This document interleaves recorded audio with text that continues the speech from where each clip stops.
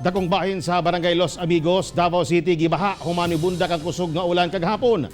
Samtang pipila ka lugar sa Pulumulok sa Cotabato gilunupan usab. Ay ang report. Sa kadako sa baha, miabot na sa kalsada sa Crossing Los Amigos ang tubig.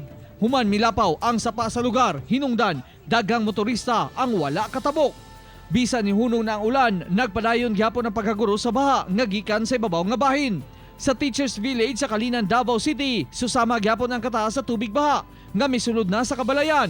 Aron dili mabasa ang mga butang, gipampatong na lang kini sa mga residente sa ilang mga lamesa ug bangko. Human sa pipila ka oras, nihubas ang baha, apan nagbilin og lapok sa mga nabahaan. Sa video nga kuha sa netizen nga nagpuyo sa Kaunlaran Subdivision sa Pulumulok, halos moabot na sa tuhod ang tubig baha sa ilang lugar atol sa pagbunok sa ulan. Kini human milapaw ang tubig sa kanal nga daan ng barado tuod sab sa basura ug mga yutang na pundo.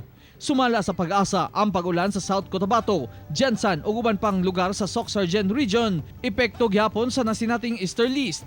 Busa tambag sa pag-asa nga kanunay magbinantayon sa kalit nga pag-usab-usab sa dagan sa panahon, labi na sa kahaponon ug kagabion.